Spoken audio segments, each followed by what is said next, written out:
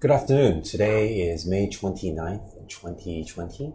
My name is Raymond, the Director of Education here at Monteca International Playschool. First of all, thank you for tuning in to our Parent Info seminar. It's actually our 10th one today. Today's topic, we're going to be talking about Montessori materials. We're going to be showing you a lot of different materials from all the learning areas.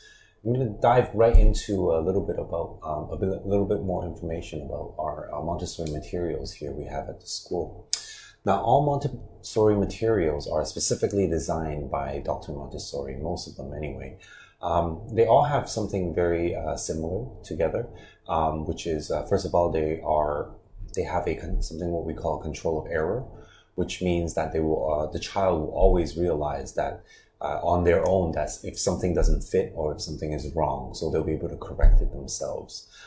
Second of all, they're all beautiful materials, and this is the purpose of this is to attract the child's attention.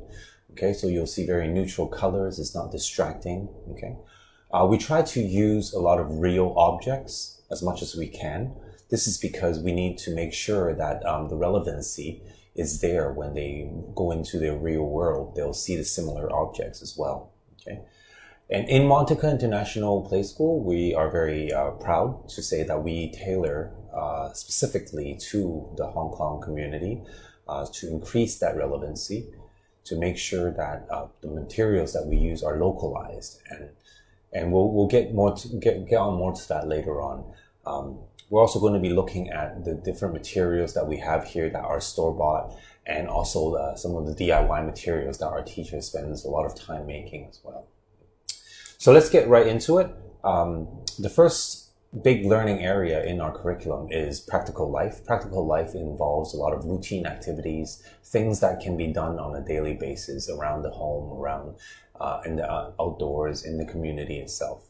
A lot of these materials are focused towards motor skills and developing the concentration. So the first material I want to show you today is what we call the latch boards. So these are what we call latch boards. As you can see, these are real latches, right? They open, right? They're made out of metal, just like you would see on a regular latch. They open. Okay. This material trains for dexterity, and it also develops the fine motor skills that children has with using all their fingers. Okay.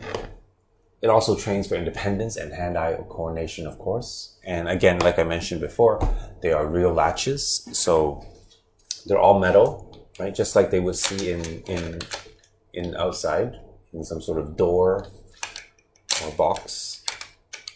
Okay, so these are the latch boards. The next activity I want to show you in practical life, they're called dressing frames. They're actually very common in the Montessori curriculum. So this is what it looks like.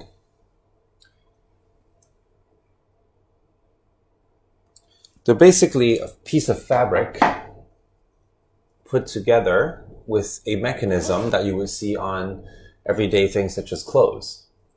This trains for independence as well. And also a very big part, which is self-care. Okay, as they see all these different types of latches, you can say, on their clothing all the time. And there's a total of 6 of them. Okay. And after practical life, our next area is going to be sensorial. Sensorial is learning through your senses, and in the Montessori curriculum, we emphasize a lot on that. The first material I want to show you, they're actually called cylinder block. So these are pretty big. So let me just show you here on the camera. And it's actually a set of 4. I've only taken 2 here to show you. Okay, it might look similar in the by look, it's very similar. But as you can see, if I take out the 2 top ones, or the biggest ones, you'll see they're very different. Even though they're same in diameter, the height's different. Okay, so now with this material, each one of them differs in one property, such as the height or the width of the actual cylinder. So it's up to the child to use their vision and their sense of touch to feel each one, to distinguish a sort of an order between them. The next material I want to show you, it's actually the DIY materials that our staff has made. So as you can see here, 2 different photo frames that we put in different materials in there just to distinguish the difference between the materials. So you can see these are the sponges. This is more like a velvet touch, okay? And this is more catered towards infant and toddlers. This is a very beginning exercise activity for them to distinguish difference between textures. Okay.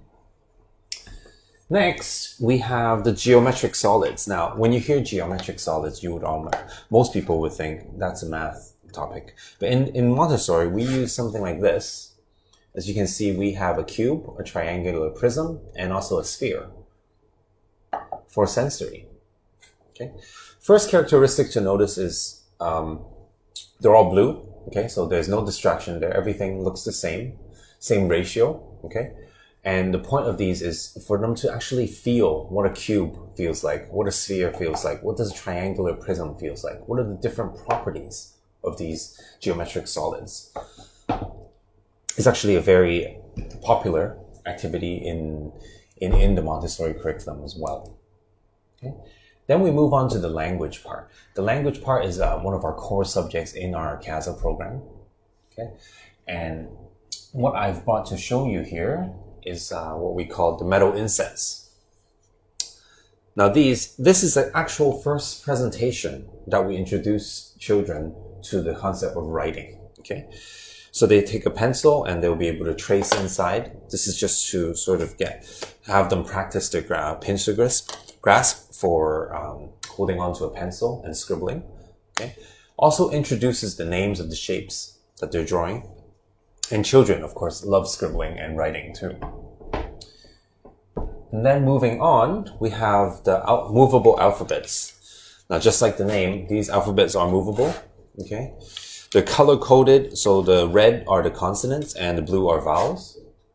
And they can make different words that they see in their normal reading, or words that they commonly use to create different words as well. So these are the movable alphabets.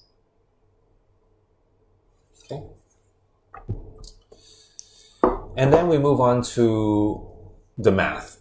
Math is another core subject in our curriculum. The first one I want to show you is this material called the number rods. Now, if you take a look at these are the number rods. And they go up all the way to 10. Okay. Of course, because of the camera, I did not bring all 10, but you can see that they're divided into red and blue sections. Okay. This is the fundamentals of naming numbers and counting them.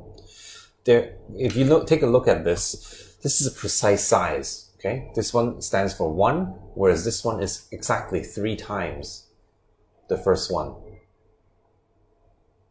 Of course, the counterpart is the material that we have in Sensorial, which is the long rods, the red rods. So they're big, long red ones, just to sort of get a feel of length as well.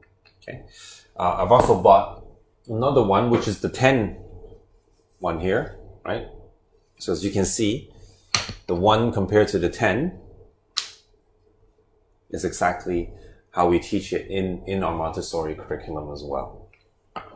There's many activities that can be done with these rods in combination with, for example, other materials such as the pink tower or brown stairs. Okay. The next material I want to show you are golden beads. Golden beads is probably a staple of math in the Montessori curriculum. So these are important because they teach the child the concept values of place values. Okay, so for example, you will see 1 bead here, which represents, of course, 1. And then you have 10 beads, which is 10. And moving on, you'll see 100, which is 10 of those 10s. And then, of course, finally, you reach the 1,000 cube, which is 10 of the 100 beads. Okay, this is a very fundamental learning for children to learn the place values. And it comes with these cards as well, which is 1, 10, and then of course the 100, and then finally the 1,000. Okay.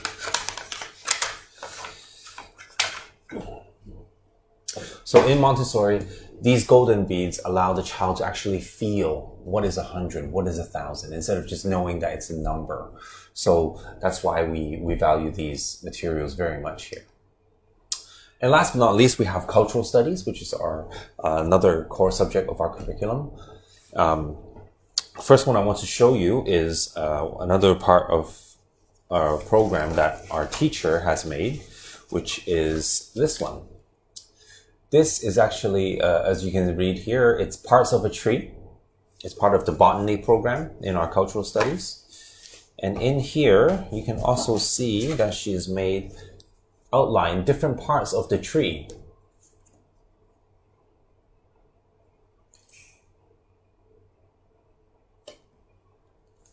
Okay. So this, through this part of the program, we introduce other languages as well, and it complements with all our other botany puzzles that we have in our classrooms. And after that, I want to show you, because our cultural studies involve a lot of science, biology as well. So teaching the life cycle of different objects is sort of one of our goals as well. So over here, we have an example of what one of our child did the other day. They've learned how to germinate a seed, okay, and it's growing in there. These are actual real seeds. And this is done through looking at models like this. Okay, we have realistic models that showcases the life cycle of a seed. Okay, this is actually, so it would look something like this. And they'll actually be able to do it themselves, to feel it, to watch it grow, okay, which is a very big part of our hands-on directive in Montessori as well. And of course, like I mentioned in the beginning, we have localized content. One that I would like to show you here is, for example, this one. For the younger ones, we have the chopsticks. The chopstick activities allow children to learn and practice their strength using their fingers and using chopsticks as well, as you would see the usage of chopstick in Hong Kong much more common than anywhere else. And then we also have different things like the recycling bins. This is a sorting activity, okay? We localized it so that we got these recycling bins to match the same colors that you would see in your regular condo apartments as well. So inside, of course, we teach them what kind of materials go into the blue, what kind of go into the green and yellow and brown as well. Okay, so this is our sorting activity. Last but not least, one that you may have seen before from our previous videos, we do matching activities with cars that are in fact the cars that they will see on the street outside. Okay, so for example, we have the ice cream truck, very typical ice cream truck that you will see in Hong Kong. Minibus, right? So examples like these, we would actually use realistic looking cars for this matching exercise as well. Okay. Of course, we have many more materials here at Monteca International Playschool for your child to explore. We don't put all the materials in the classroom at all times, because that would be, of course, too distracting, and that's part of our Prepared Environment initiative as well. But do note that our directress will always be following the child's progress and switching up the materials as needed per week or even per session. The materials do make up a very big part of the prepared environment. And of course, there are many elements in there as well, which we can talk about sometime later. So that's pretty much it for today. Next week's topic is actually a pretty big one, which will be separated into two parts. It's actually the Montessori math and how we teach math here to 3 to 6 years old.